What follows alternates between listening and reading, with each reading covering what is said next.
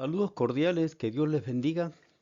Nos disponemos a hacer un comentario crítico a la nueva obra del doctor Federico Meléndez, su libro Resurrección, Esperanza de la Creación en la Misión de la Iglesia. Aquí el doctor Meléndez propone una teología contemporánea de la creación desde la perspectiva de la resurrección. De manera que nuestra reacción será dentro del marco de la estructura de lo que es un comentario crítico. La estructura mínima de un comentario crítico tiene tres aspectos. Por un lado, ¿qué dice el autor? ¿Qué dice el libro? En un segundo momento, ¿qué me dice a mí? ¿Qué me hace pensar? ¿Qué me hace reflexionar? ¿Qué me hace sentir? ¿Qué me hace imaginar? Y en un tercer momento, ¿qué utilidad, qué haré con esta información? ¿Qué aplicación práctica tiene? Entonces, el libro del doctor, Resurrección, Esperanza de la Creación, en la misión de la Iglesia, inicia con un prólogo escrito por el doctor Carlos Sosa. Allí el doctor Sosa habla de la necesidad de respuestas lúcidas en nuestro contexto latinoamericano hecha por teólogos latinoamericanos. De manera que celebra esta nueva obra del doctor Meléndez, hecha en Guatemala, en el contexto guatemalteco, y allí plantea el doctor Sosa que es importante que toda verdad que se afirma partiendo desde la Sagrada Escritura, precisamente esté hecha desde un contexto particular, en este caso en el contexto latinoamericano, pero también que tenga en cuenta el contexto en el que fue escrito el texto, para evitar malos entendidos o hacerle decir a la Biblia lo que la Biblia no dice. Un segundo punto que toca, además de que se hace desde la verdad de la Sagrada Escritura, también él propone, dice el doctor Sosa, hablando de la obra del doctor Meléndez, que propone un nuevo acercamiento al concepto de la esperanza bíblica desde la resurrección de nuestro Señor Jesucristo, que más allá y lejos de ver la realidad del mundo totalmente corrompido, propone la esperanza de la resurrección como fundamento de nuestra esperanza. Y a la vez dice el doctor que se propone el arrepentimiento para aceptar el reino de Dios y sus exigencias. Luego de este prólogo del doctor Carlos Sosa, comienza una introducción, el doctor Meléndez, en donde dice que el libro de Génesis narra cómo Dios crea el hogar, su creación, donde Él habita, y a la vez también pone al ser humano con una carga y una responsabilidad de ser administradores suyos. Entonces, en este templo cósmico creado, dice el doctor Meléndez, se establece la unión entre el cielo y la tierra que se rompió por lo que se le llama la caída del ser humano, y en Jesucristo se restablece. Por lo tanto, lo que dice el doctor aquí también es que eh, no es un libro de ciencias el Génesis, no es aunque pueda tener elementos científicos, pero no, tampoco es un libro de biología, aunque hable de las plantas o de botánica, o de astronomía, aunque habla del cielo y la tierra, o de antropología, aunque hable no, no es un libro de ciencias, es un libro teológico, donde se narra precisamente la relación que Dios quiere establecer con el ser humano y cómo ante esta ruptura de esta relación, eh, Dios mismo, Dios mismo propone eh, reparar, reconciliar nuevamente el cielo y la tierra a través de la muerte y la resurrección de nuestro Señor Jesucristo, debido a la mala administración del ser humano. Se sitúa en este contexto entonces cuál es la misión de la Iglesia, ser continuadores de esta obra de Jesucristo. Dispongámonos entonces eh, a comenzar nuestra reacción al capítulo 1 en la primera parte. Recordemos que este libro tiene tres partes. La primera tiene que ver con la creación en el Génesis y el reino de Dios. La segunda parte nos habla acerca de la resurrección y la esperanza final de la creación, el cielo y la tierra unificados. Y la tercera parte, la resurrección y salvación de la creación en la misión de la iglesia. En esta primera parte, el capítulo 1 habla precisamente de la creación como templo y la humanidad como imagen de Dios, responsables de la unidad del cielo y la tierra nuevo. Comienza el doctor Meléndez primero y antes que nada dando plena autoridad a la palabra de Dios. O sea, nuestro fundamento es la palabra de Dios, como ya lo señala 2 de Pedro 1:21. Y otra cosa que señala el doctor Meléndez es que el texto bíblico al que le damos toda la autoridad y la última palabra, eh, está relatado eh, en un formato de una cosmología antigua de la creación, en donde se establece como el templo cósmico de Dios. Dios crea y establece todo y dándole una ontología funcional, dice el doctor Meléndez. ¿Qué significa esto? Que cuando Dios crea todas las cosas, le da a cada cosa, le da su razón de ser, su sentido. Y entonces Dios crea un hogar donde habita en su templo cósmico y su imagen, que es el ser humano, administra este templo cósmico. Eh, Esto tiene similitudes con todas las religiones mesopotámicas de la época, ¿verdad?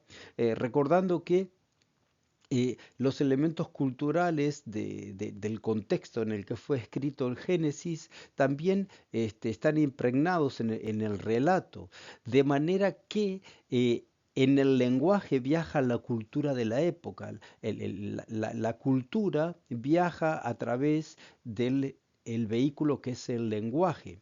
Y cuando Dios habla de la cuando en Génesis habla de la imagen de Dios como el ser humano como portador de su imagen, le, se le establecen cuatro funciones. La primera tiene que ver con el rol. ¿Por qué está el ser humano en este mundo? ¿Cuál es su razón de ser? Por otra parte, el tema de la identidad. La identidad del ser humano le viene dada por Dios. No se da a sí mismo el ser humano su propia identidad, sino que su identidad está en Dios.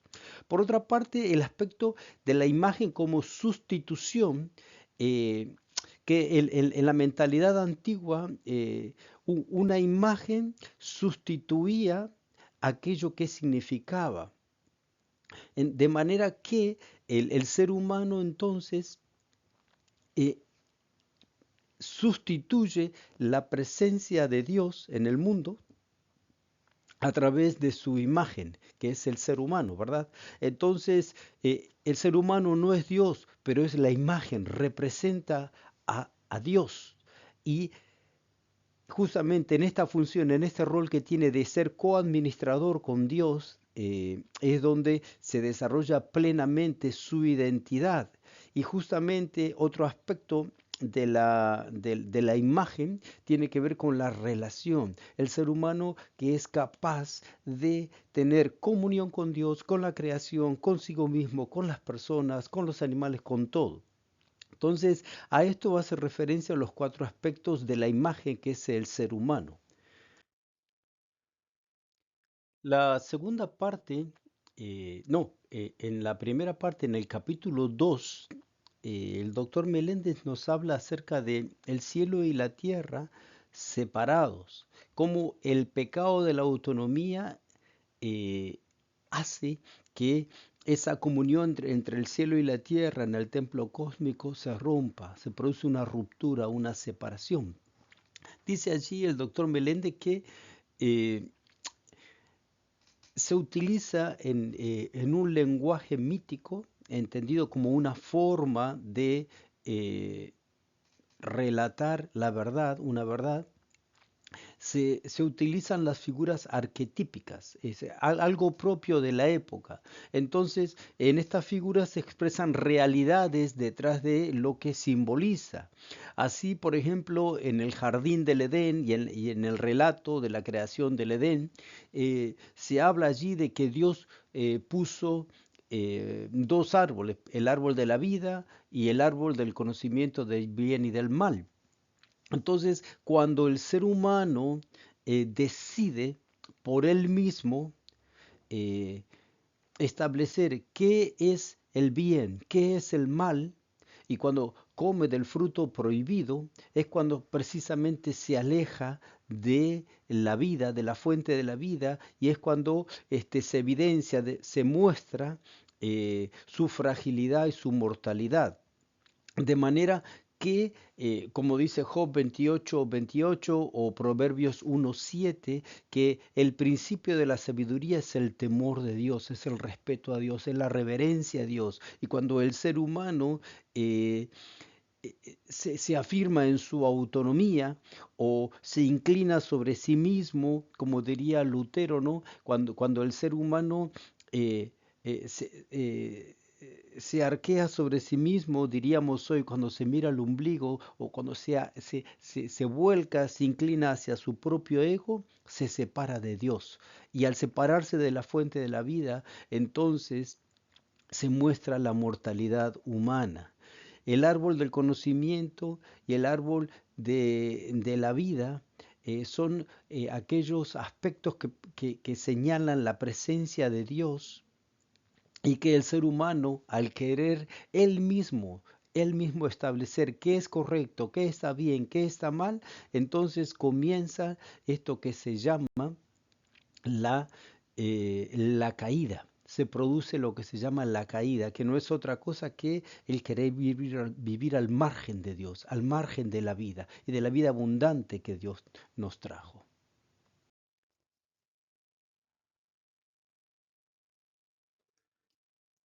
El tercer capítulo tiene que ver con la propuesta de Dios de la renovación de la creación del cielo nuevo y la tierra nueva y en el reino de Dios.